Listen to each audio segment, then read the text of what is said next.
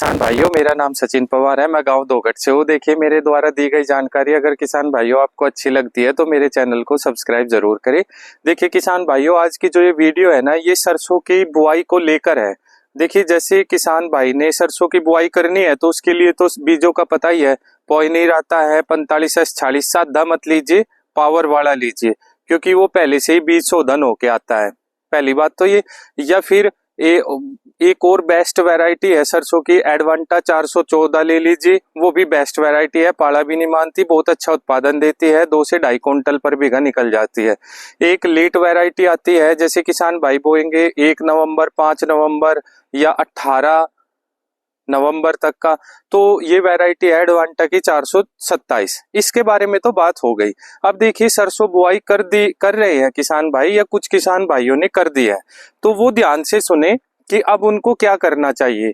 देखिए, जैसे हम सरसों बुआई कर देते हैं ना, तो उसके बाद में क्या होता है कि 1 हफ्ता या 10 दिन में सरसों बाहर निकल आती है। ठीक है जी।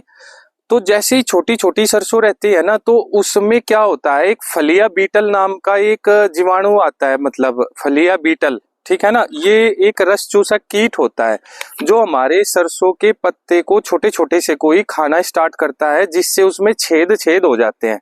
और ये कैसे लगता है, ये तो प्रॉपर सीधा लगेगा या फिर गोल गोल लगेगा। आप अपनी सरसों में अंदर, खेत में अंदर जाके देखिएगा, बहुत ज्यादा बड़ा बड़ा गोल गिरोला सा मिलेगा कीट का खाया हुआ जगह जगह पर।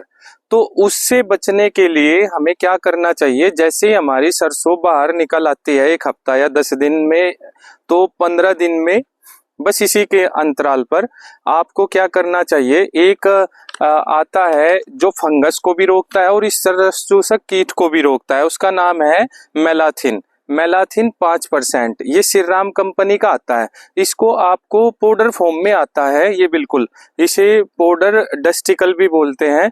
इसको आपको कैसे डालना है ये ध्यान से सुनिए। ये शाम को 6 से 7 बजे डालिए। आप मेरी बात समझ रहे हैं ना जी। तो 1 किलो पर बीघा की डोज इसकी होती है। ठीक है, इसको एक काम जरूर करना है, किसी में मिलाना नहीं है भाई किसान भाइयों। ठीक है ना, मिलाना नहीं है किसी में भी। जैसे कुछ किसान क्या करते हैं, इसको राख में मिला लेते हैं ताकि फेंकने में आसानी हो जाए। नहीं नहीं, इसका डस्ट उड़ने दीजिए। जब आप इसको फेंकेंगे ना, बहुत सफेद सफेद सा डस्ट उड़ेगा, तो उसको उड़ने दीजिए। वो धीरे धीरे पत्तों पर चिपक जाएगा और रात में थोड़ी सी ओस पड़ेगी, सुबह ओस पड़ेगी, तो वो पत्ते पर अच्छे तरीके से चिपक जाएगी। ठीक है ना, जिससे ये रस चूसक कीट, फंगस हमारी जमीन में बिल्कुल नहीं आएंगे। आप मेरी बात समझ रहे हैं ना। तो इससे क्या होगा, हम उससे बहुत अच्छा ग्रोथ भी लेती है फसल, क्योंकि उसमें किसी प्रकार का रोग नहीं रहता। अब ठीक है, इसके अलावा फैन भी आता है 0.4% में, ये रेजोनेंस का आता है। इसके अलावा उस भी आता है, लेना किस में है हमें, डस्ट में, बिल्कुल वो आता है पाउडर फॉर्म में, उसमें लेना है, ताकि वो पाउडर से हम अच्छे से उसका छिड़काव कर सके। और शाम के टाइम हवा भी नहीं रहती, तो वो आराम से छिड़काव हो जाएगा सरसों में। इससे हमारी सरसों का उत्पादन भी बहुत अच्छा होता है। ठीक है जी। अच्छा जी, सरसों उगते ही इस पाउडर को डाल दीजिए बस। बहुत छोटी छोटी रहती है, बहुत छोटी छोटी, लगभग 5-6 इंच की बहुत छोटी सी सरसों रहती है जगह जगह पर, तो इसको तभी डाल देना चाहिए। ठीक है, उससे ये कीट नहीं आएगा। और ये माहू, चिप्पा जैसे रस चूसक कीटों को भी कंट्रोल कर लेता है। ठीक है जी। इसको किसी में मिलाना नहीं है, बस इस खली पाउडर को डालना है। इसकी डोज मैंने बता दी, 1 किलो पर बीघा डालनी है। जैसे 5 बीघा का खेत है, उसमें 4 किलो में भी काम चल जाएगा, लेकिन 4 किलो से आपको कम नहीं लेना है, सस्ता ही आ जाएगा ये। अब किसान भाइयों, सरसों के उत्पादन की बात कर लेते हैं कि उत्पादन कम क्यों होता है। ये भी एक बहुत जरूरी जानकारी है।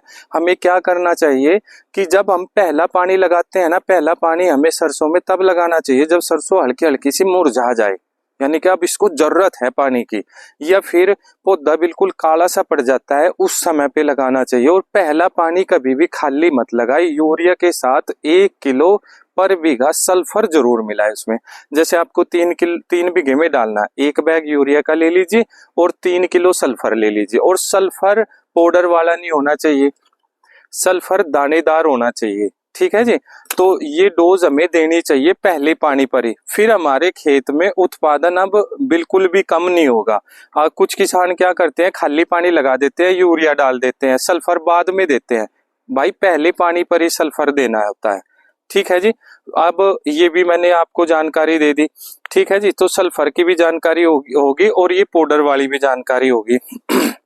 ठीक है किसान भाइयों, अब हमने वैरायटी की भी जानकारी दे दी। अगर किसी किसान भाई को मान लिया पीली सरसों बोनी है तो गिरिराज वैरायटी 24 से 25 क्विंटल पर हेक्टेयर तक निकल जाती है। ये हेक्टेयर मतलब 12 बीघे में इतना उत्पादन होता है इसका, 30 तक भी निकल जाती है, गिरिराज वैरायटी के नाम से आती है। और अगर 75 पीली सरसों की वैरायटी बोनी है, राधिका भी है, ब्रजराज भी है, बीपीएम 11 भी है, बीपीएम 11 का अच्छा रिजल्ट देखा गया है। इसकी जानकारी किसान भाइयों आप ले लेना कि किस टाइप की वैरायटी है कैसी नहीं है। ये तो मैंने सिर्फ पढ़ा लिखा बोला है थोड़ा सा लास्ट वैरायटी के लिए, लेकिन सरसों के उत्पादन के लिए अगर जैसे मैंने जानकारी दी है आप एक बार ऐसे वर्क करेंगे तो सरसों का उत्पादन बहुत ही अच्छा होके आएगा।